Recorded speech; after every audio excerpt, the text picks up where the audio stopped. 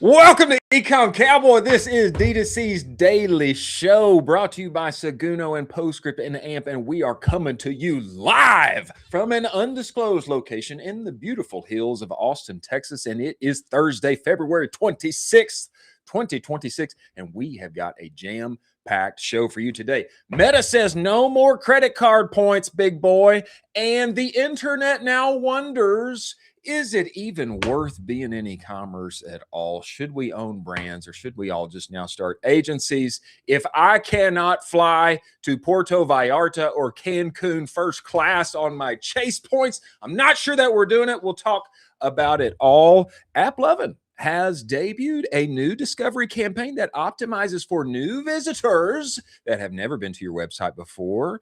The internet rejoices, including those on this show. And we've got John Roman and Cam Carrier from BattlBox coming in here. They're going to talk to us about what they're doing on Whatnot, low-key slept-on opportunity. And in addition to talking about the content to commerce playbook they have worked out, truly treating their brand as a TV show, as we all should. And Matthew Gattozzi of Goodo Studios is going to come as well and tell us, in the age of AI, are high production ads even worth making anymore? We're going to get into it. As always, I am joined by my partner in crime, Colin Doherty. Colin, get in here, big boy. Let's go. What a packed day. Woo-hoo-hoo-hoo-hoo. Packed. Packed. It is a packed day.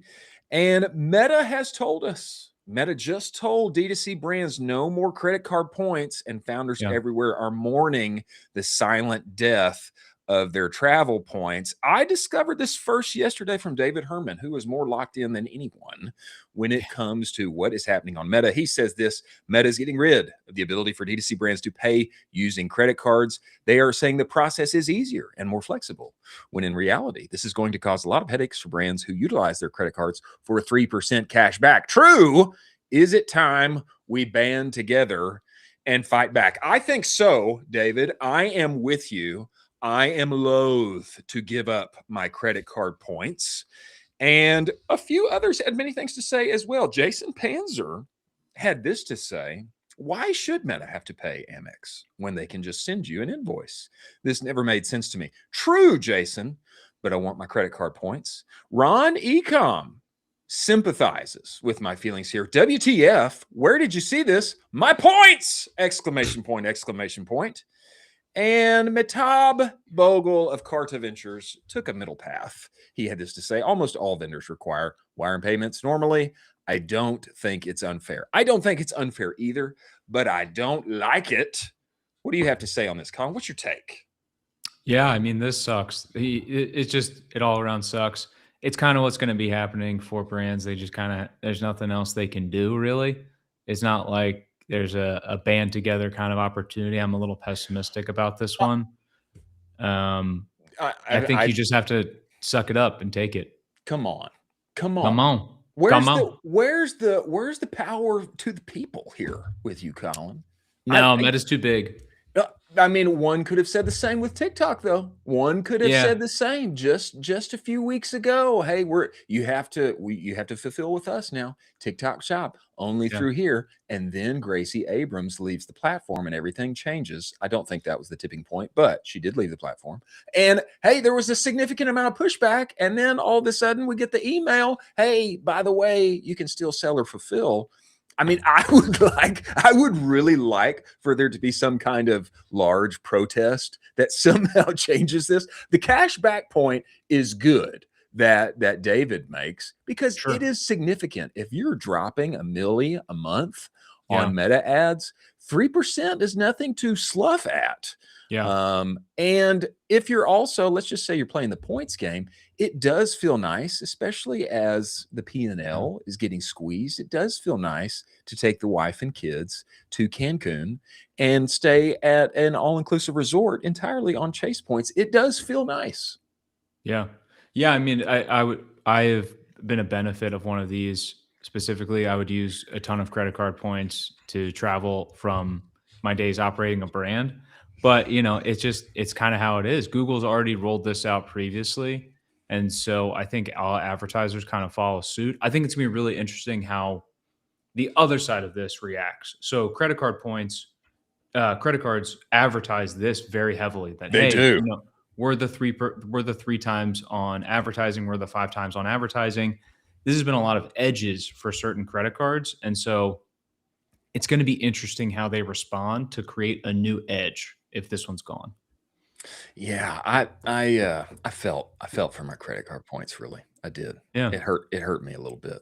It hurt me a little bit, and it made me wonder, like, is the game going away? And I think it is. I think it is. I had at one point I had so many credit card points from operating a brand where I think we did like 2 international trips, flights there and back, full hotels covered, excursions covered. Yeah, all covered on points twice. Yeah. That's crazy. what I still want for me. And nostalgia is an incredible drug. And right now I'm wishing that it was still 2018. I'm wishing that. But we move forward. And we have got 2 incredible operators here. John Roman, not yet. Don't bring him in yet. I got to do a little intro here. John Roman, CEO of BattlBox. My guy sold this bad boy. Okay. Yeah. He sold BattlBox, got his exit, and one would think he'd be sipping Mai Tais in the Caribbean, but that is not the case. He bought that bad boy back, and now he is running BattlBox again up into the moon. Obviously, they've got a content to commerce playbook show on Netflix, doing BattlGames on their YouTube. And I will say this, Cam, who is now their director of social commerce, doing incredible things on Whatnot, especially. And he's got an interesting story that we need to get the details on. Everyone, welcome to the show, John and Cam. Get in here, boys. Get in here. What's going on? Wow. What up, fellas? I can't get over though the points thing. Like, right? You guys just broke this to me, and like I'm full gamification, Delta Diamond, Marriott Platinum. Like this is troublesome. Yes, it is. It's going away. It's going away. So I saw you shared the post. Is that like, obviously he would have an idea, but have they announced this? Like, is this emails are going out, man? Flowing. Yeah. Emails have been flowing. And they're trying to cut our legs out from underneath us, John. And one cannot sit by. One cannot sit by and simply let this happen. We must band together, John. We have to. We have to. I mean, our diamond status is at risk, and we can't sit by and simply let it happen. John, when we first met, brother, I believe it was pre-sale. I believe at Sub Summit. I'm thinking now. I believe it was pre-sale, and I can't remember if you had or not. But you've had the exit. Congrats, but brother, now you're back. You are back in the saddle. The Caribbean could not take you. You had too much energy and juice, and you're back in the saddle, running this thing up to the moon. But just give us some perspective. man, what brought you back into the game, and what are you excited about now that you guys are growing BattlBox again up and to the right? Yeah. So I wanted to check. So the first text message you and I have back and forth is at 2 a.m. on a Friday night. Oh my gosh. Let's go, man. About? Jeez. Let's go. Classic. Yeah, we met at Sub Summit at Chris George's infamous I believe so. Cam, you were there last year. It's a fun time. I've had my share of fun at a Chris George after party. Yeah. So I mean, it wasn't part of the plan, right? Like we had our exit and that was it. We had some earnout tied to staying on for a few years, but you know, to no fault of the company that bought us, they were a SPAC, and most people know the stories of the SPAC in 2021, 2022. So lost its market cap, interest rates changing, and it was just honestly, it was an arbitrage opportunity. Yeah. And also came to the realization that emotionally attached to BattlBox. Like, man. The baby, and there was an opportunity to get it back.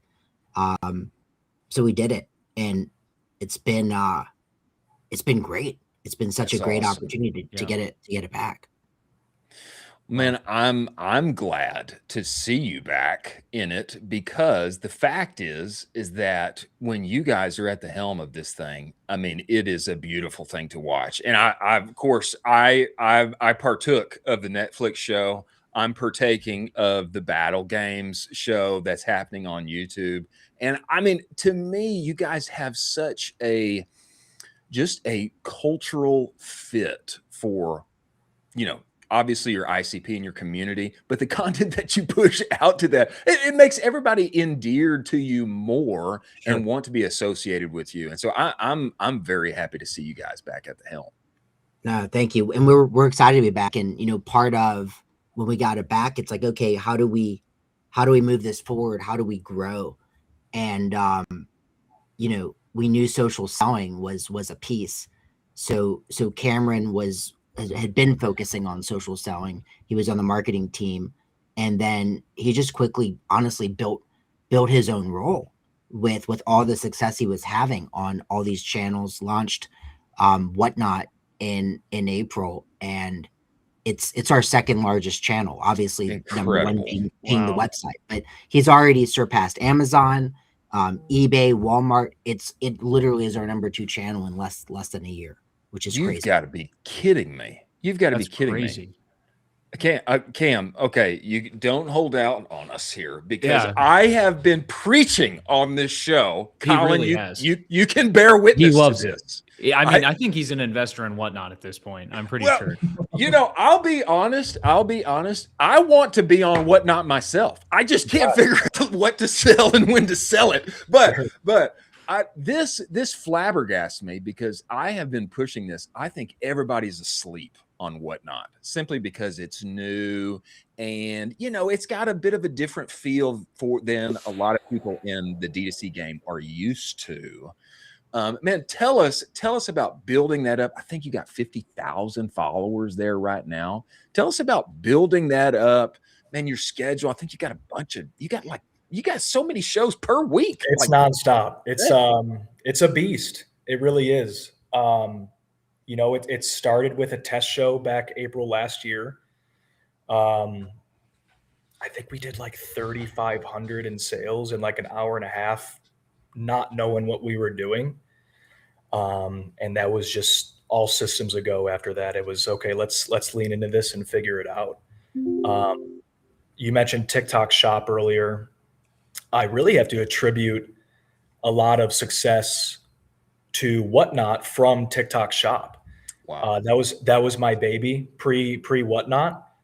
Still is. It just happens to be like a toddler now. But we built such a community there of creators that was able to kind of act as a pipeline to talent, to hosts. So as soon as we started going from, an in-house host and we're live twice a week, to being able to add these additional bodies to being live 7 days a week, one, Wow. 2, 3 days or 3 shows a day. It's a beast to sum that all up for sure. Wow. So you've got, I mean, Colin, think about this. They've got Yeah. 3 shows per day Yeah. with We're hard to multiple miss. bodies, multiple creators. That's Yeah. incredible. Can you talk a little bit about building up and building out that total capacity for headcount schedule? Because I mean, I think of that and I hear, gosh, this is kind of like a logistics build out partner nightmare. Like, how did you kind of walk, jog, and run with that? Because obviously you can't go out of the gate and like tomorrow you can't, like, brands just can't have this level. Sure. So how do they kind of start this up? Yeah, I think we were very methodical in just kind of people owning roles. As soon as we seen a bit of success and everybody was kind of burning the midnight oil on this just because it was kind of like a side project to start, we started adding what we call showrunners on the back end, which allowed for hosts to own hosting, dictate the energy in the room. And there's someone, a showrunner on the back end, pinning products, prompting bids, moderating the chat. So it's really becoming just like this oiled machine of people with determined roles.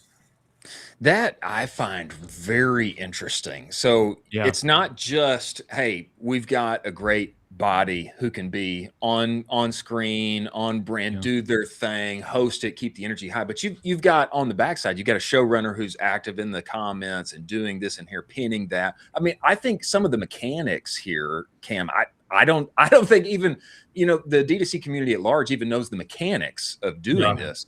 But that sounds like a crucial piece, is having that person on the backside working in tandem with the host. It sure is. I mean, I'll parlay that one into a little even deeper and showing a peek behind the curtain is we built we vibe coded rather a AI tool.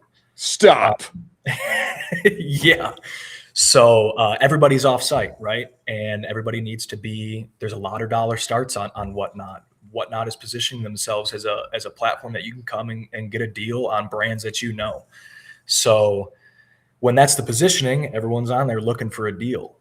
So everybody needs to be on the same page of like, hey, what are we comfortable with products going for? So there's like a dashboard that is a shared environment between showrunners and hosts that we vibe coded that allows everybody to be aligned. It builds product lineups that, of course, we can deviate from on requests or pivoting. But it has a selling window that breaks down all the metric, all the unit economics, margins. It's pretty robust. Wow. I mean, Chris and I have talked ad nauseum about this on the show, that brands are going to start to be empowered by folks like you who are vibe coding and bringing these tools inside and basically becoming, I mean, you're becoming like 6 people basically with how powerful you are. And I mean, it's incredible. It's incredible that you are doing that now at the level of scale that you are, and it's working. It's unbelievable. Something I want to throw in there really quick. We're running, Cam, I think you run 65 shows on average a month right now, which is around 200 hours of live selling. But just to brands listening, like, so in April of last year, and I have a cheat sheet, our master tracker. In April, we ran 10 hours total. In May, we ran 26 hours total. June, 60. July, 99. August, 107. September, 135. October, 171. November, 195. So we spent 3, 6, 8 months ramping up. So on the initial question of like scheduling, like it was a very slow walking a little bit faster. Now we're moving of putting these additional shows on. It wasn't like all at once. We were definitely slow and methodical and built it in a manner where it was scalable. It just took us, 6, 7, 8 months. Yeah. John, this has got to make you feel like a proud papa here. I mean, for your team to be executing like this, find a new Yeah. opportunity, grow it up, scale it up, tools on the backside that can help, help execute. I mean, this has got to make you feel like a proud papa for the team. It's so exciting. It's re-energizing, right? Like it's this literally the sales channel that Cameron launched less than a year ago that didn't exist prior, that now is our second biggest channel. It's just it's mind-blowing. And the approach that I love is that at the end of the day, this year even, the membership, the I won't call it a subscription box, but the membership is still 70% of the business. So it's still a large chunk. It's gone down in percentage, not because it's gone down in revenue, but because of these other channels. But Whatnot also serves as top of funnel for the membership, which is great. It's not, there's no cannibalization. You're seeing people maybe get a deal on a product, but they're then getting introduced to the brand, which, all roads lead back to the membership. So we're seeing this person buy and get a good deal, but then they see what BattlBox is about. There's contests they can enter, QR codes they can scan to really understand and see what's going on. We have a video of Brandon on our site that these marketplace customers get to see, and it explains, hey, yes, you bought this item over here, but like let us tell you about BattlBox a little bit. So it's a highly profitable channel that also serves as top of funnel for the core business, which is it checks all the boxes, which is mind blowing. Oh, I'm blown away. Yeah, this is incredible. I mean, Chris and I have talked on the show, and I have tried to sell him every way to Sunday on subscription and membership. And I'm telling you, that's the future. I am for it. I am for it. He's finally for it, folks. But this is incredible what you guys are doing. I selfishly would love to hear more about how you guys are then empowering creators on platforms like, a TikTok or these types of things, where we've seen when we've had a lot of guests on the show where they're kind of establishing kind of quote unquote longer relationships with creators, and they're kind of investing even more. How are you guys approaching creators in 2026? What do you want to get out of them? Yeah, I mean, it's an extension of the brand. They're champions to the brand. These people that they sell for us on Whatnot, they are underneath the BattlBox logo. So we give them all the tools at their disposal, and we let them run. Hosts have agency. It's totally empowering them. They know our principles. We meet every Friday just to kind of talk shop, what's working, what's not, and go put it to practice. One of the things that I know we don't use it as much anymore, but I also know that the team is coming up with versions of it. But it might have been, I guess, almost a year and a half ago. Cameron created a Discord group where we invited all of our creators from all channels, right? TikTok Shop or Instagram. If they're a creator for us, we wanted a central hub to talk to, and we played back and forth. Do we go Slack? We ended up going Discord. But it was really cool because it was like a community within the community.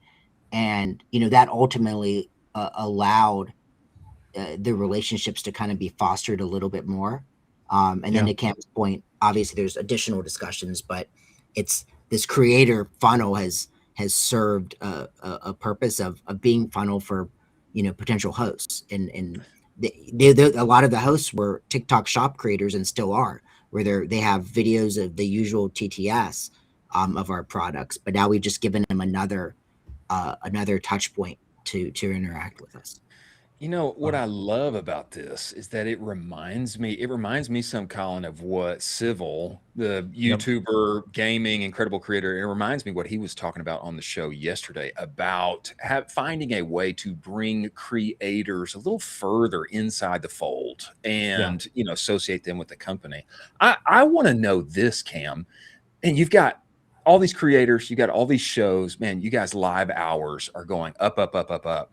Man, what happens when somebody's sick and they check out? I think, John tweeted a very interesting post here recently about you stepping in and hosting this thing yourself. And tell us about that experience and what it was like for you. Yeah, man. I mean, I watch it. I give coaching tips, you know, so who am I not to step into the fold when I'm asking the guys to do exactly this and they just can't this time around. So let me hop in and test my chops. You know, I receive a monthly BattlBox, so I had probably 15 items of gear on hand and built a couple mystery boxes. And There we go. it's cool because you talked about community earlier, just with our brand, and it is what we preach, right? But what Whatnot has built too is also very community based. So even though I was someone behind the scenes, a lot of chatter in the chat with me as a moderator, with you know, the customer base, the people engaging, we have rapport. So, you know, I got to hop in there and everybody's like, well, that's Cam. So, you know, it really wasn't even like a foreign environment. Just jumped in and got right to action. Credit where credit's due, though. Like, you found out an hour and a half before a morning show that one of the hosts didn't feel well and wasn't gonna be able to make it, and I mean, you had to make a game time decision. And I think the path of least resistance, especially with 65 shows a month, is, you know, let's just reschedule that show. Let's just kick that show down the road a little bit. But you were like, no, like, we're going for a new revenue goal this month. Like, it needs to be done. So major props. Thank you, John. John laughs at me a bit. I have a lot of restaurant analogies. All right. Let's go. So, you know, running it like a restaurant manager, I post the schedule. If you cannot make your shift, find a cover.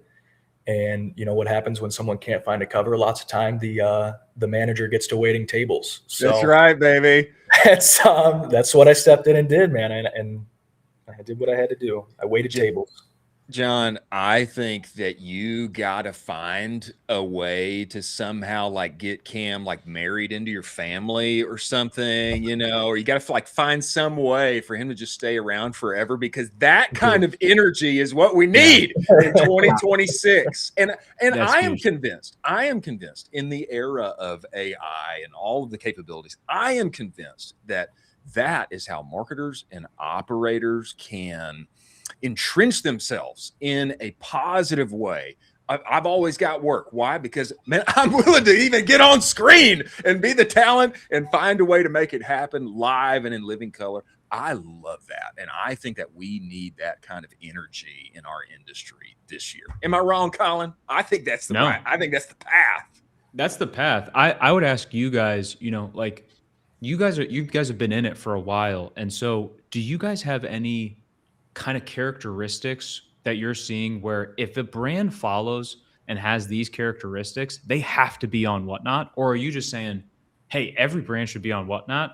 Or is it a couple characteristics where you're like, I am amazed that you are in this window and you're not doing it because it would be a home run? I would say it's more brands than not. I would venture it's probably difficult to find a brand that shouldn't be on there. The reality is it's you know, it functions like your traditional shorts, reels, TikTok, but everyone on the platform is it's only to buy, right? So you're so far further along in the funnel of purchasing. Like, if you're opening a Whatnot, you're there to buy. And what we've noticed in the short less than a year we've been on there is, you know, if anybody's followed Whatnot, in the raising the money they raised last year, in the beginning of the year, they raised a couple $100 million at like a $5.5 billion valuation. They raised again in October at a $11 billion valuation around. So with certainly in the same year, they doubled valuation, and they're spending that money. I mean, it was hard to miss Mr. Beast and the Super Bowl, where he went on and gave away ridiculous items. They're investing so much in building the audience on there and building the amount of users, such a focus that it's all categories. There's not a category where they're not interested. Like, it's all systems go on their end. They are the winning horse right now, and they want to ensure that they they win the race, and the only way to do that is just to go as fast as you can, a mile wide and a mile deep, and that's what they're doing. So I would say all brands. There's gonna be it's gonna be the exception to the rule, the one that doesn't have a home there. Ooh, I spicy. love that. I love that so much. I love that. I love it so much. And this to me, John, feels like a natural extension. It's live, but it feels like a natural extension of the content to commerce track that you guys have paved so well and continue to pave well on other platforms. Now, I know we had the Southern Survival series on Netflix. BattlGames is coming back for another season. Episodic, you got people applying to participate. People can win 25K. And tell us about what's coming up next with BattlGames. What are you excited about? And also, I'll say, man, to me, this feels like moonshot marketing. I mean, it's a big swing that has a big payoff if it goes well. Tell us about what you're excited about with BattlGames coming up. So BattlGames is man, it's just unfathomable what we've built. We have a team member that she's been with the company a while, Shay. She's leading the way of BattlGames season 3, and she's never short of ideas. And the concept she's come up with, it's just taking it to the next level. It's become such a production. It's become a very expensive production, but we sell sponsorships to cover the cost of it. It's just a cool moment because you're putting, typically going by season 2, 10 BattlBox customers in this competition and giving one of them 25K. It's just like an ultimate content community. It's kind of cool because it's full farm to table. So you have the BattlBox customers there. You have the BattlBox team members. Typically, I think last year we had about 15 of our employees there. Awesome. You have the vendors that are brand sponsors. So all of the brands that you see in the battle boxes were there. And then starting last year, we also have all the tech partners. So last year we had Wonderkin and Klaviyo and Prella, Kintsugi. We just had a bunch of B2B partners of ours that were there too. So it was like this. It was the full ecosystem. From actual end consumer to the technology that supports it all. Everyone was there hanging out. That's incredible. It's just like a surreal moment. Wow. That I'm sure for a lot of brands doing something like that feels scary, feels, oh my gosh, what's this bill going to be? But I love this piece about involving other partners, other brands, even other people of the ecosystem that normally you wouldn't think of, B2B partners, et cetera, getting involved. And obviously I think hopefully that lightens the load on cost, but sure. That is so smart. And I wish that more brands would take this kind of, let's turn our social channels into a TV show, quite literally. Yeah. I wish that more people would take this bet because to me, it seems like it's paying off so well for you guys. Yeah, people want to connect. People want connection, and content is such a way to do it. It's incredible. That's incredible. Wow. Well, gentlemen, we know that you are busy men, and we know that there's more live shows coming up. Man, we really appreciate you guys making the time, and I hope that everybody takes the charge. Go get on Whatnot, crawl, walk, run, and find the way. I feel like this is breaking news here that everybody needs to pay attention to, and we really appreciate you guys joining the show, and we hope you'll come back. Oh, we'll be back. You'll have us. Awesome. Thank you, gentlemen. Thank you. Appreciate it. That's incredible. What an incredible story. I mean, this is something everybody needs to be paying attention to. Every brand should be listening to what was just said in that interview and implement tomorrow. You should at least, every brand should at least be doing 1 hour a day on Whatnot and run it for a month. No excuses. Absolutely no excuses. I think everyone would be shocked to hear that Whatnot is now their #2 channel. I mean, Everyone would be shocked, even more so than Amazon. Gasp. Yes, even more so than Amazon. That is wild, man. Yeah. I mean, they went live the first time for an hour. They drove thousands of dollars. Crazy. Thousands of dollars. Crazy. And on top of it, it's building up this membership into even more of a beast over time, this top of funnel.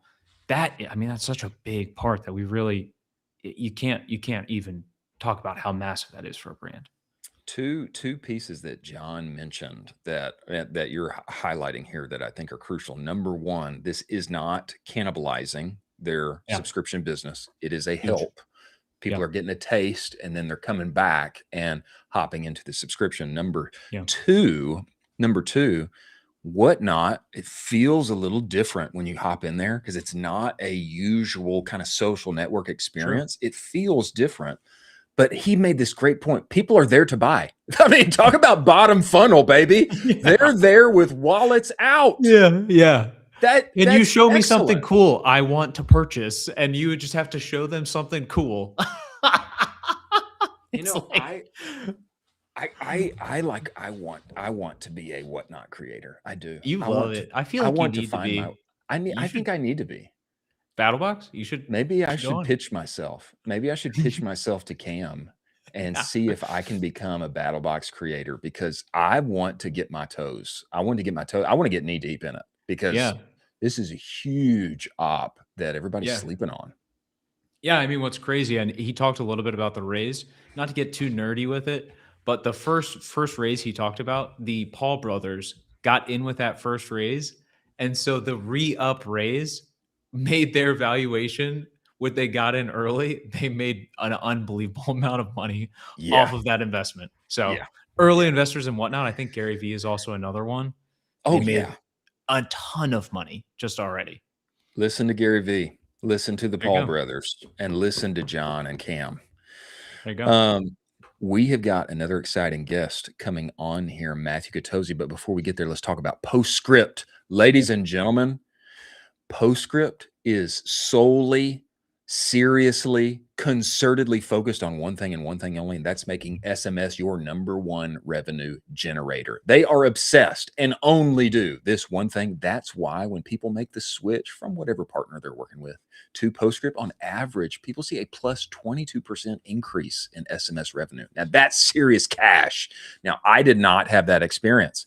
We made a lot more. When I made the switch, we went from making very little money on SMS at all, it really being an afterthought, to being a top 1% account on their entire platform inside of a year. Now, I'll tell you a secret.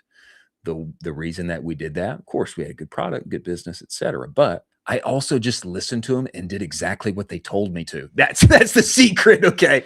Not only are they obsessed in a way that will make you more money, they'll actually give you, hey, the data, this time in the calendar, the plays to make what's working for other partners on their platform. If you go to postscript.io/SMS-benchmarks, what you will get is really clear data on my vertical, my revenue band, what's normal for us to be making on SMS, how can we get up and to the right. You work together with Postscript, they will do it for you. Many thanks for Postscript being part of the show.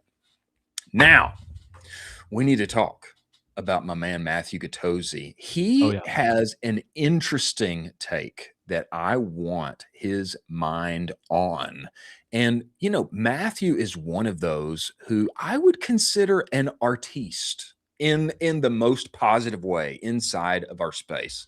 Sure. When Goodo Studios, when you see the quality of their work, it looks like something that could appear on a TV screen that you would be very impressed by, that you would proudly own. Yes, that is my brand. What I want to know from him is, in the age of AI, and as generative AI has developed, what's the workflow looking like? Are we implementing that? Are we using that? Is high production commercials and advertising, is that going away? What is his operator view on all of this? And what's the future look like? What's just around the corner? Like everybody, to welcome Matthew Gattozzi, founder of Goodo Studios. Matthew, get in here. Get in here. Wow, what an intro. Like I said, I'm here to bring the energy.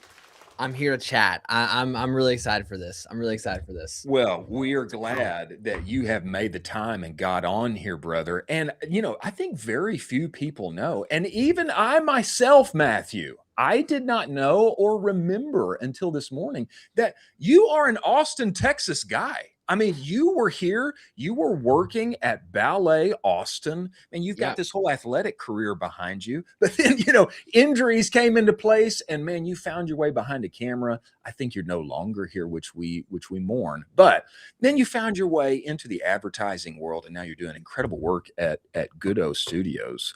Man, tell me this. You guys are producing content that sells for the brands you partner with. Man, where are you on the spectrum right now as far as, is AI going to replace us all because everything's, you know, marketing pixel perfect, or is it, hey man, human hands, high production, that's going to be the edge in creative, that's not going anywhere? Where are you right now as far as that whole conversation exists?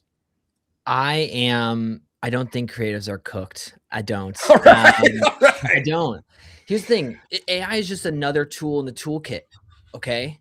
Like, cool. Some people now can make content easier. That's awesome. That's great for them. Is an engineer really going to spend their time making videos, even though they could make videos? Sure, I guess, but they're probably not going to go and do that. Right. So if you give a creative the same tools, we will cook. And to me, that's just like, we just get more tools. That's amazing, right? Like, I think the way I'm looking at it is, this is the best time to be a creative. Let's not even talk about software. Let's talk about hardware. The actual like cameras and the quality of cameras and the lights are so inexpensive now comparative to what they used to be. The barrier to entry is incredible. But what I will say is this: we've always had a camera on our phone. It's true. Yes. Right? Let's go. So, okay, you got more tools now. At the end of the day, you got to want to create. So if you don't want to create, it doesn't matter, right? So like, I think it's cool. These demos are really cool. People are like, look what I can do. But at the end of the day, they're not creating every single day for 100 days, 300 days, multiple years. If you have somebody who wants to do this, like myself, my team, we will just get better day in and day out. And we're going to constantly find the best tools to help us get better and better, the best technology, the best hardware to do those things. Yeah. And like what we get to do now would have taken way more people and more expensive. So like even we benefit from these things. So yeah, I'm not afraid of any of that stuff, to be honest. I'm excited. I like this take. Such a good point. I mean, you see this so many times with brands where the pushback is, well, we don't have a Sony A7 III. Well, we don't have a Sony A1. Well, we don't have a gimbal. Well, we don't have lighting. And it's like, well, you have an iPhone. Well, why don't you use that? And they're like, I don't know the quality. It's not our thing. And it's like, they're afraid to go through the motions of shooting when that is actually the path forward, instead of just, hey, we need a bigger, gun to shoot the thing with. I thought that's such a beautiful point. The Office was shot 1080p. All right. Really? Wow. So I did what not we're know about that. to be doing right now, like we're already better than the Office. The Office is 1080p. All right. That's like, crazy. Friends is 1080p, maybe even like 720. I have no idea. They used to like have these massive cameras for like Huge. not that great of a thing.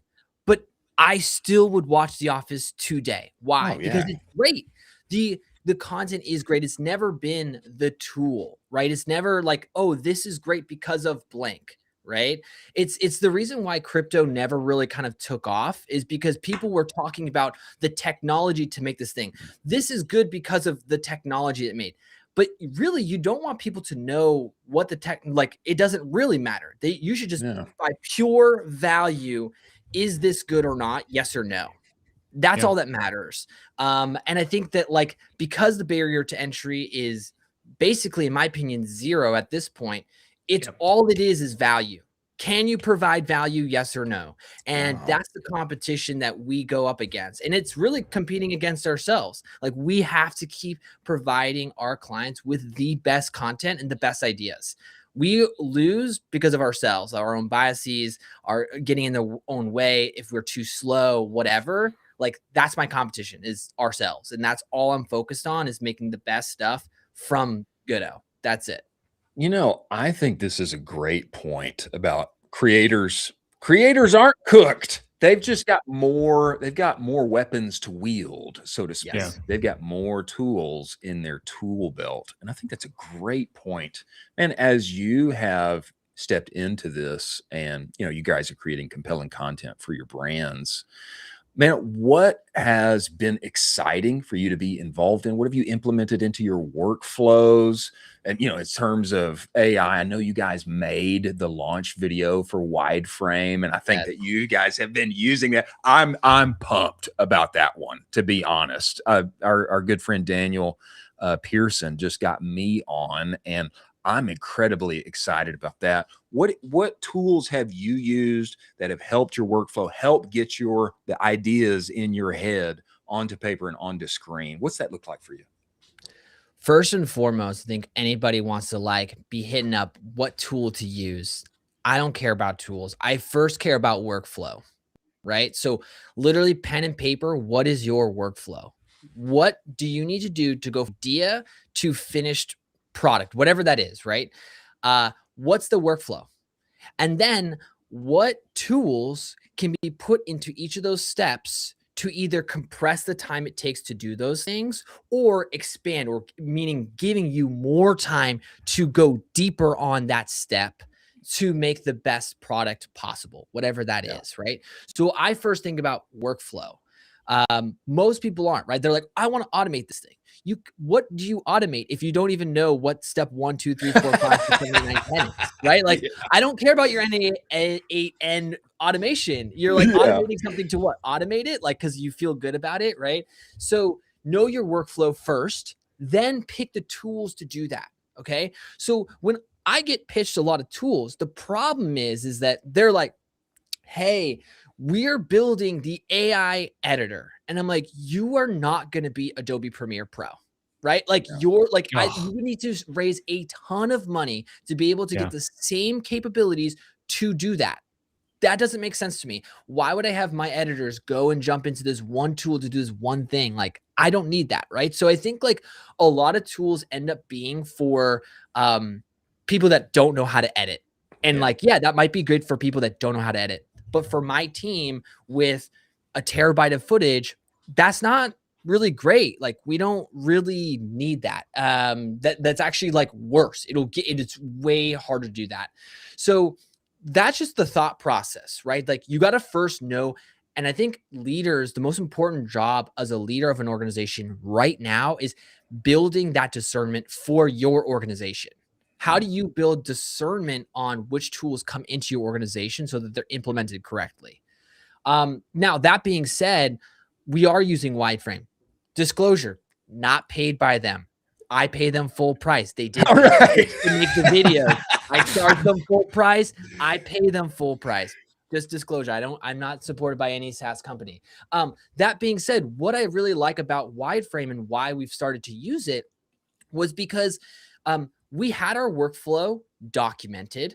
They flew out, they worked with our editors, and they were like, cool. Then they helped build an agent to do that workflow early on. So instead of having to cut through a ton of raw footage, that is done and analyzed by this agent. So then my editors can go and everything is placed into a Premiere project. They can just click in. Everything is documented. And now my editors can just grab, go, place, and focus on the craft, right? There's so much that has to happen between, file management, scrubbing through footage. It's the worst part of editing. I've been an editor at heart. I've done this before. I've done every role. So I know how hard editing is. And so to have something that can actually get you to a pretty working first draft is awesome, because then you can focus on the details, the storytelling, the pacing, the things that really actually truly matter. You can actually get there. So yeah, we love Wideframe. We love the team there. They've put a lot of effort to us as a team to really build out the product. And I think it's going to be a huge thing. And what I love is that they're not trying to replace us. They're trying to enhance us. They're trying to give us more time to do great work. And I think for us to succeed in this advertising world, when people talk about creative diversity, sometimes to get diverse ideas, you need to actually have space to change how you are going and creating. And you can't do that if you're just like on a hamster wheel of doing the same thing over and over and over again. You need space. You need space to think. You need space to dream. You need space to be creative. And AI can give us that space to be creative. And that's what I'm most excited about. And that's what I'm focused on from a studio work component, like that I'm trying to build. I'm trying to build space for my team members to be the most creative that they can be, the most deep work, the most focus, so they can just absolutely cook and do the things that they will do the best and have the best work. Well, I like this craft forward perspective because it's in at the end of the day, it's enabling craft and not replacing craft. Yeah. And I think that is a very interesting point. And I will say, again, not sponsored, etc. But I will say that those same things that you mentioned about wide frame are exciting for me, having been deep inside of the editing as well. Colin, you have any thoughts? You have any thoughts on that? Yeah. I mean, a quick question for you is like, so you are, I would say your lens at how you look through creative is absolutely fantastic. When I was peak photographer, I would say my lens was great. Now it's pretty fogged up. I'm not as great anymore. You're in the peak of it, and you can see things beautifully. Do you have any brands that are not, in studio right now that you're seeing kind of from afar and you're saying whatever they're doing with creative is they're hitting home run after home run after home run? Do you have any of those brands that you kind of look at and you're saying those are the creative darlings right now? Brands should take note of them and try to, do as best as they can to try to copy them. Yeah. So here's what I would say. And I loved the people you had on before. They're going hard on the social selling. I think that there's something to be said about that. So like Goodo Studios, yes, we do produce some of the nicer stuff, but we also are doing creator content, right? So we're not against doing creator work. I think a lot of times, people do see the nicer stuff. That's why a lot of people do come to us, of course. I'm tool agnostic. I want to make money. I want to sell. Right. That's what I care about.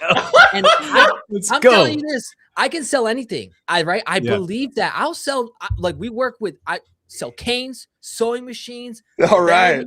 I could sell whatever you want. I'm going to sell it. Okay. And I will do whatever it takes to do that with whatever camera. Is it a nice Sony FX6 with great lighting? Sure, I will do that. Is it an iPhone? I will do that. I don't care what the camera is, I'm selling, right?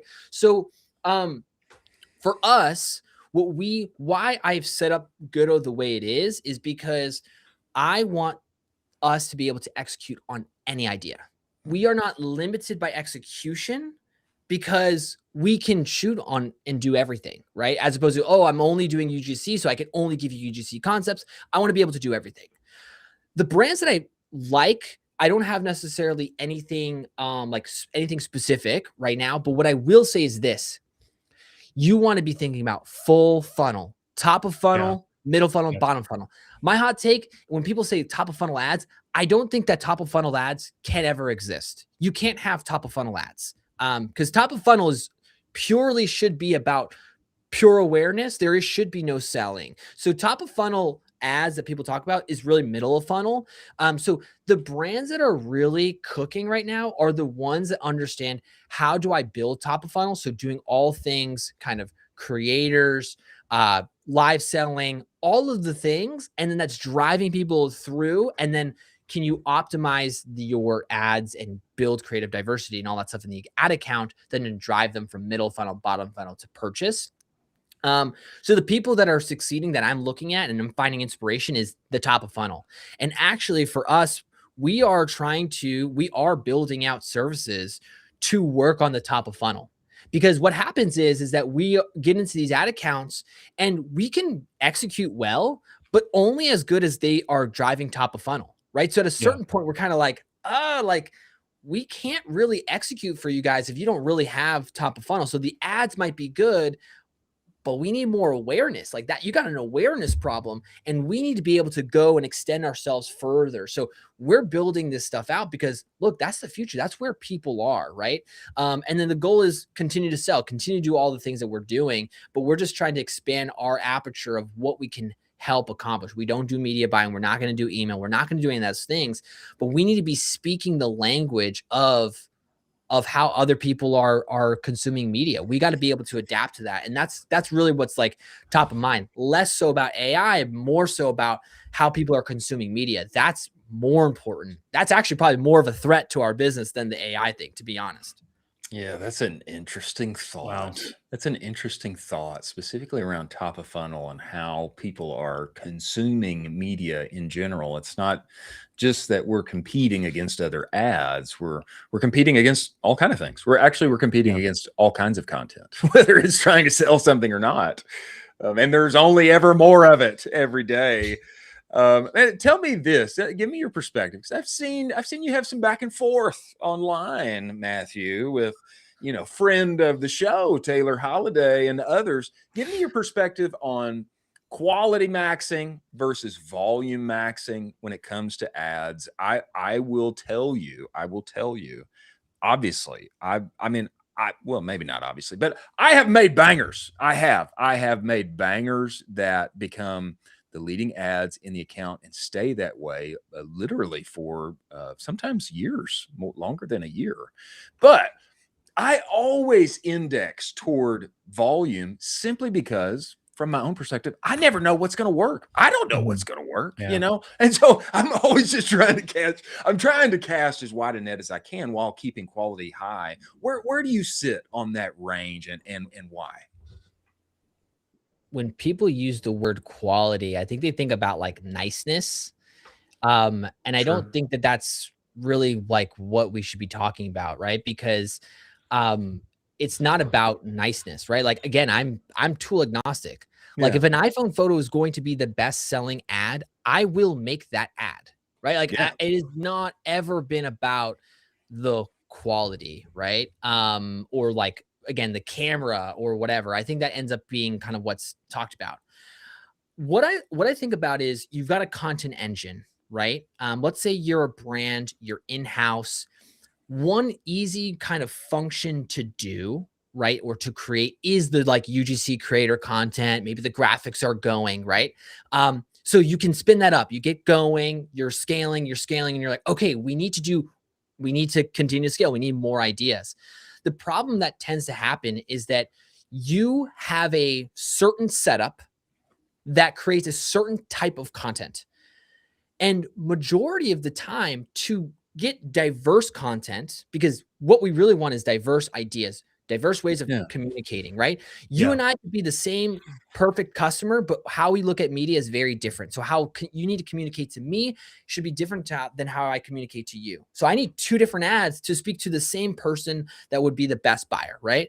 So we need more of those things. The problem is that majority of the time, the content engine is set up in a certain way where more of the same thing is the only way to get more. And we're not really thinking about, to get diversity or to get more content that we need, we need to build different functions and ways in which to go and create, right? So going creating a high production ad and what goes into that is very different than a low production ad or a creator ad. You need both. You need all of it, right? And so I think that like a lot of times what holds people back is how the function of how content is created and the incentives to do that. And like, think about it. If I'm in-house and I'm being told I need to make more content, what am I going to do? I'm going to just try and make more of the same stuff, because doing more of different is very, very hard. And I think that it comes down to leadership, right? Of expectations of, hey, to do something different, the function needs to look different, right? Like we shouldn't be optimizing for the numbers of things, right? The last thing I'll say is this. If you focus on creative diversity, so different formats, different styles, different ways of doing it, inherently the byproduct of that is volume, right? Yeah. Yep. So you don't want to be doing, oh, I'm doing volume. Oh, I'm doing the same thing. Like, because it's like, you want to take as many shots on goal. Yes. So you want to take as many as possible. Volume, sure. But you want to be taking as many different shots on goal. Unique. Yeah, absolutely. So diversity is really what we should be pushing for. Volume is just the byproduct of that. That's it. And so if you're just like, oh, we need more content, it's like, I mean, that's easy to say if you're not the one going to create it. That's the thing. All these people are like, oh, we need more content. Oh, volume is the key. I'm like, you guys aren't the ones creating it. Your team is the one that's creating it. What pressure are you putting on them as leaders to go and create? And then you're like, oh, this is not working. It's like, well, you told them to do more, not doing different. And different sometimes means it takes more time to do those things. And that's the courage is about being creative, is you've got to be willing to break systems and break things that are, the way it's happening. And I think it's the hardest part about the creative itself, is actually giving people time to be creative and to kind of break out of the mold of what people are doing. Yeah. I mean, I think you hit the nail on the head. More, but different. Like, you can't just have the same ad in 16 different shades of blue and call it more volume. And it's like, well, we made more. Well, it's like, well, you just did different shades of blue. Well, it's 16 new creatives. And they're like, well, I don't think that really is what we meant to do. Yes. Is there any, Chris, you go ahead. No, go ahead. You go. I was just going to say, the mom and pop or the small brand that's listening to this, if you would say there's at least one creative angle or one creative video that every brand should test. I know a big one is, I always loved was founder backstory or something like that. If there's anything that, a brand could do, shoot it on their iPhone and you're like, hey, every brand should be testing this creative angle at least once. What would you say that is? Yeah. So first of all, whenever we're talking about scale and volume, most people don't need as many ads as they think that they do. So I think also it distracts people because people are like, oh, they get overwhelmed. I need to do so many. It's like, my brother, you're spending 10K a month. You actually don't need 100 ads. So much. Don't listen to some of these big people who got 9 figures. It's like you're levels to the game, and that's okay. But levels to the game, right?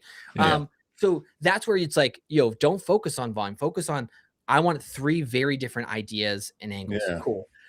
I think that like the best thing you can do, right, is I always think about how content is just a one-on-one sales conversation at scale. So I think about the farmer's market. If I'm a farmer, I'm at a farmer's market, right? I see an older person. I'm probably going to talk to them a little bit different than the 20-year-old person who's coming to, do that, right? So knowing your audience, but just thinking about what would I say? What would I say to that person, right?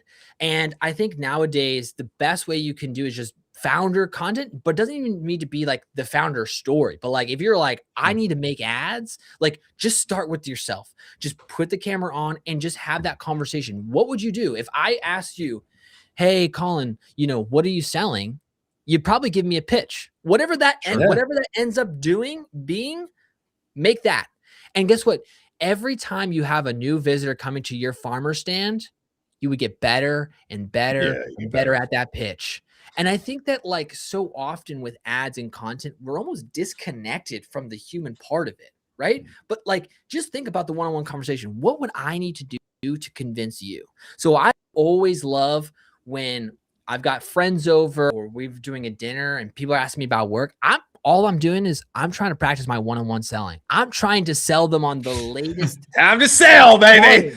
I'm selling. Like I said, I've got to be the best seller, right? And what I love about it is that I can see their reaction. I can see when their eyes kind of glaze over or not. Yeah. And then I'm like, ooh, I got them. That worked for them, right? Yeah. And so I think like people just need to refine their pitch. There's a beauty of the pitch, and whatever that would be, you can do. It doesn't have to be this crazy founder story. You don't have to be the story, right? But like, just think about what would you pitch one-on-one, pop open your camera and do that. And then over time, you get better and better at it. And if you're like, I'm not sure, do it in person. Literally learn how to sell in person. You will. That's a good point. Yeah. You just take that same practice, that same feedback, make ads from it.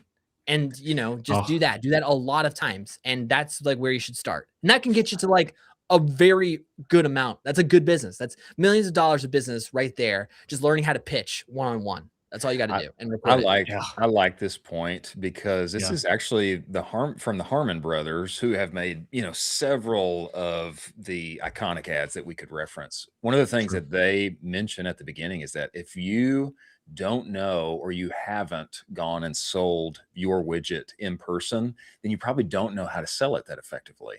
And so literally go to the mall, go to the park, and start selling it in person to somebody, record the thing, and you're going to learn a lot just by figuring out how to talk about it, how to show it, how to point out whatever benefits and features. I think this is a really good point. And then get on that camera and yap, baby. Sell, baby, sell. Sell, baby, sell. You can always work on the edit later. You can always do that later. Yeah. That's right. Wow. Right? You just cut out all the bad stuff. Wow. Yeah. I love that. Well, I will say now, not only is Matthew Gattozzi a true artiste behind the camera, that man's a salesman. He's getting on there and selling, baby. He's tool agnostic. We're just looking to bring those dollars in. Dude, all I care about is making my clients a lot of money. That's it. Right? When people talk about like agency fees and all this stuff, I'm like, yo, it's very simple. It's a price to value ratio. My value to them should be way higher than my price. And if we don't do it, you should leave. Right? And that's on me. But I will do everything in my ability to make sure that we give you a ton of value compared to that price. And that's all I care about, is that ratio and making sure it's there every single day for our clients. That's all I care about. Well, we love that, man. It fires me up. And we very much appreciate you making the time and coming on here, my friend. And we look forward to having you back, brother. I need to be back, but I love it. Thank you guys so much. Thanks, man. Wow, that's so good. Matthew Gattozzi, man.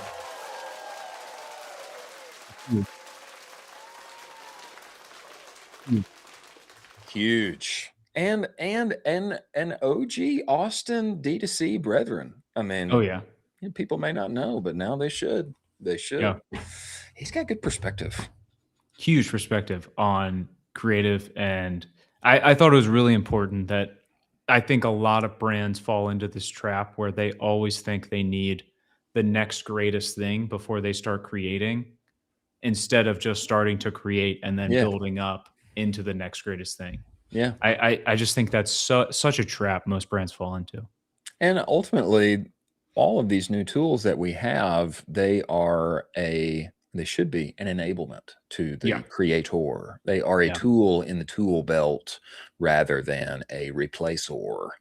Exactly. That's good perspective. Yeah. At the end of the day, I mean, it's there's still a human being. There's a human in the loop, and that human in the loop is very important inside of Ad Creative. At least for now. Before we move forward and to our next story, let's talk about AMP. Ladies and gentlemen, if you can't explain how your business is doing in a sentence or two, what's my CAC? What is my LTV, 60-day, 90-day? How are we trending toward forecast or not? If you can't answer that concisely and quickly, then I'm not sure you know how your business is doing. That's why we love working with AMP and their platform. Specifically, I'll mention their tool, Lifetimely. It allows you and your team to scale with confidence, to know your numbers hard and fast. And what I will say is, you get Lifetimely, you actually get into all the other tools for free. And very quickly, they are rolling out an update with their AI tool where you won't be prompting it. It shall be prompting you. This cohort, this product, this offer, let's tweak this, let's drop that. This is a concrete way to use AI to put dollars into your pocket. That's what we all want at the end of the day. Go to useamp.com, test drive that platform today, scale with confidence, and give yourself a few less headaches. Many thanks to AMP for being part of the show. Next here, I find it a philosophical tweet almost from our good friend Taylor Holiday. I've wanted us to read this because I find it to be perhaps a moment of enlightenment. Yep. And I know not everybody can see this tweet as it is now because there's quite a good amount of text, but I shall read it for us. When people's agents come online, it's euphoric. You feel like you have superpowers. Everything in your brain can suddenly explode into the real world. You begin to think with a broader sense of possibility. It stretches your mind. You can now do so much. It's infinite possibility. How you relate to that sensation probably has a lot to do with what you believe about work and its place in your life. Much like how people say having lots of money makes you more of who you already are, I find AI use to be the same. People just become amplified versions of themselves with the tools. And then he even posted this conversation inside the CTC Slack. Taylor Holiday, do you feel superhuman? Adrienne, yeah, I feel like I've unlocked a whole new level of life. It's crazy where your brain goes once it's possible. Zero limits. Yeah, Taylor.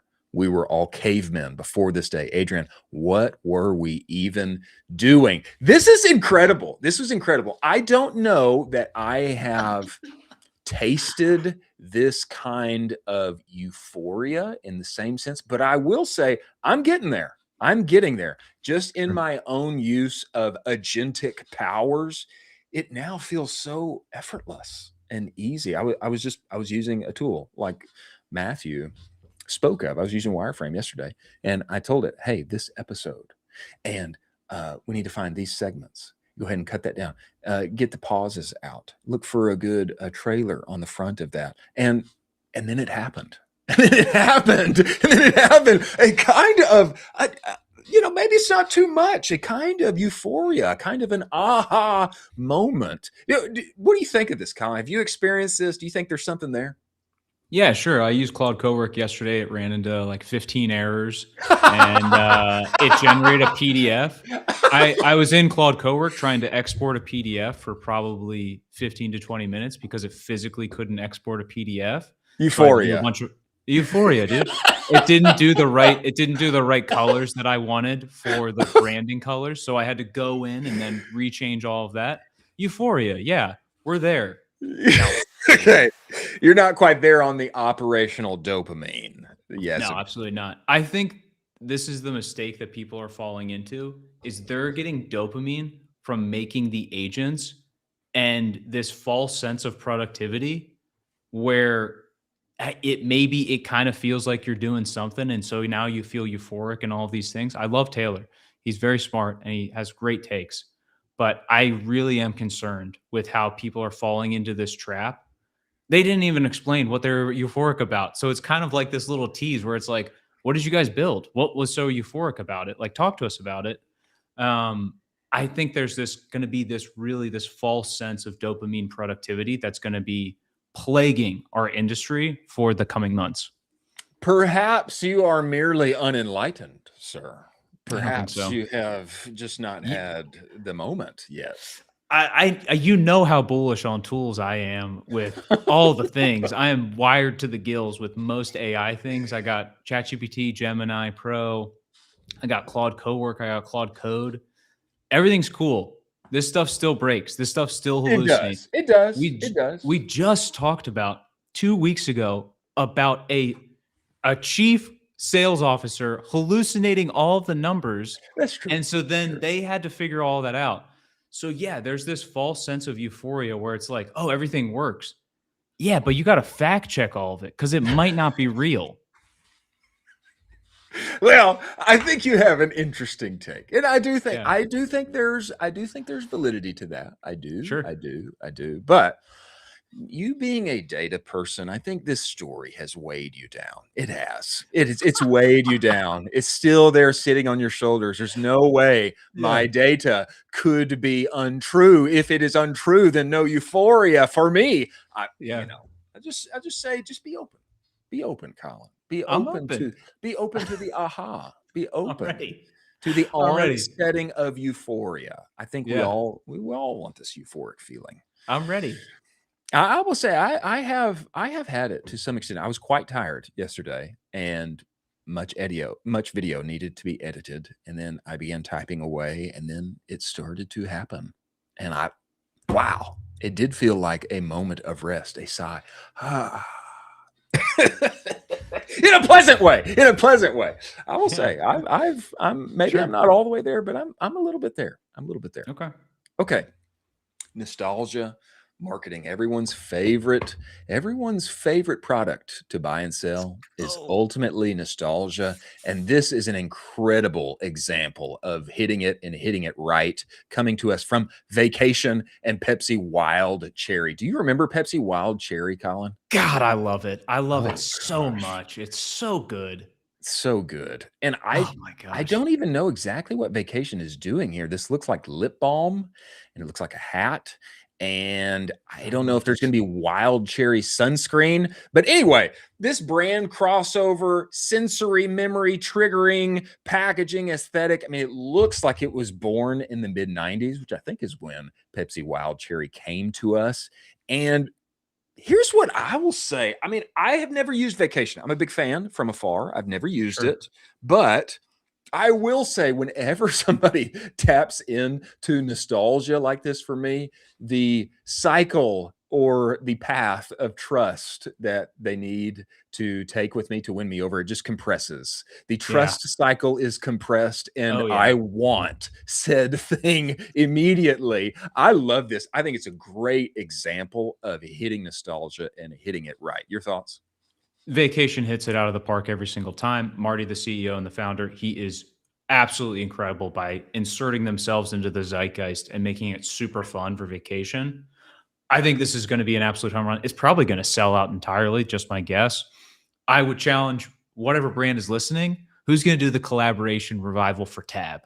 Yeah, for Tab, baby. Yeah, that's a throwback right there. Or for 80s version Sunny Delight. Oh my gosh. Don't even get me started. How about Surge? Who's coming back? Oh my gosh. I used to slam Surge. Who's going to do that? Who's going to go a little 90s grunge era? Who's going to go back in time and do a collab with Surge? That's my question. I'd like to see that happen. Yeah, I mean, I think this is the playbook for brands where like you go back into that 90s playbook and you see what brand should we kind of pull back? I mean, there's some IP there just sitting for you. Just sitting and waiting to be collected and enjoyed. And hey, if it's sunscreen lathered upon my sunburnt skin. Before we move forward to our next two stories, let's talk about Seguno. We need to go back and talk about our partners at Seguno. You know, the wonderful thing, ladies and gentlemen, about Seguno is that it is the only marketing suite that lives entirely inside of Shopify. What's that mean? Your emails, your reviews, your banners, all of those things, it already lives in the place you work and play every day. Why is that important? Not just for ease of use. Your Shopify data is the data, okay? You do not have to trust in some duct taped together integration, syncing your email data over here, hopefully it correlating to segments inside of Shopify over here. Your Shopify data is the data. This is email 3.0. And this is a big reason why they won the 2024 Shopify Build App of the Year. This is built for lean teams with big aspirations. If you don't have a full-time email marketer on your team right now, Seguno was built for you. One-click automations, actual humans that you can reach out to and be helped by, okay? You go to seguno.com, you will get a free trial from them. If you tell them that Colin and I sent you, they'll extend that free trial to 30 days. Many thanks for Seguno being part of the show.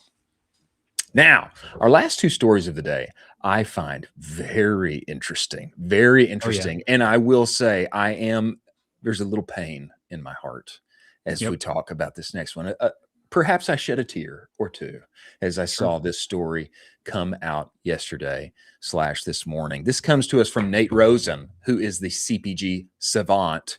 Espo has launched officially, and is espresso soda the next Olipop moment? This is coffee, it's soda, and there's a hint, a twist of lemony, delightful flavor here. And obviously, this is more flavor experimentation inside of sodas. And, you know, Gen Z, I think, is going to love this. I think millennials will dig it too. This kind of wild experimentation inside of flavoring and what can be possible to put inside a can. Espo is another example.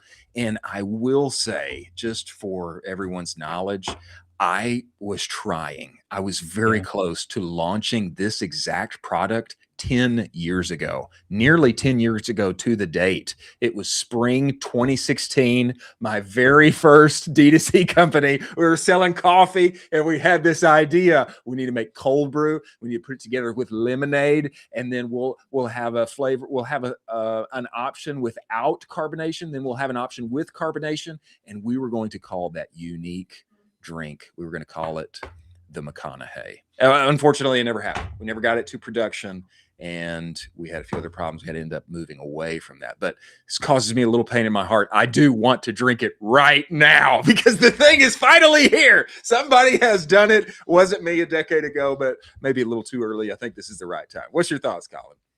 I'll try espresso in any way you can give it to me. Honestly, any way you can give me espresso, I'll try it out. And so I'm super down to try this out. I love that it's a can. I love that I can take it with me. I love that there's a little flavor in there too. I'll try it out anyway. If you're offering me espresso in any form, it's going in my body because this runs off of 4 to 6 shots of espresso every morning. And so give me more.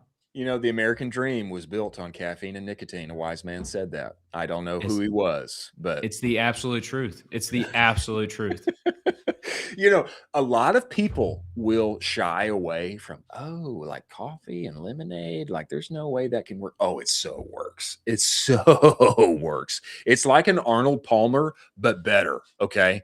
Oh, yeah. You know, I know everybody's in on like sweet tea and lemonade and that being delightful. I'm telling you, espresso and lemonade, cold brew and lemonade, far better, far better.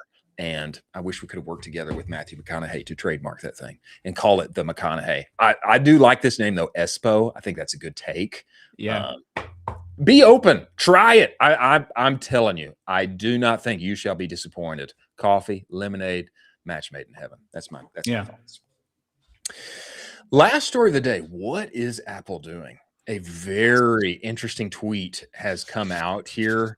Tim Cook, CEO, is announcing, hey, something big is coming. Let me just read this to us. They also had a very neat little GIF. You can't see it in movement right now on screen, but a very neat little GIF. We're wiping over with the hand here. What is this? The Apple icon is popping up. Tim Cook says a big week ahead. It all starts Monday morning. Hashtag Apple launch.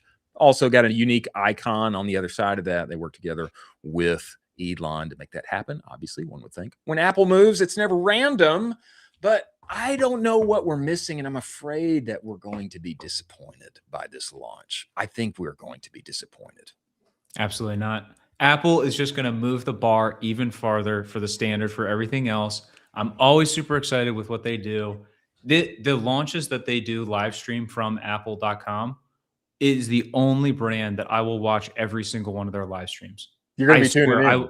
I will tune in live every single time because what they are doing, the amount of reach that they have for the consumer and the amount of adaption that is going to be, had from the consumer is bar none. No other company can touch this. And so now you're seeing the technology threshold shift. So we have the bar right here for the quality that is acceptable. It's going to shift again Monday. And that's just me being an Apple fanboy. I have everything in the Apple ecosystem and I love it. And it's going to be great. And that being said, I am an Apple user. I have the entire ecosystem.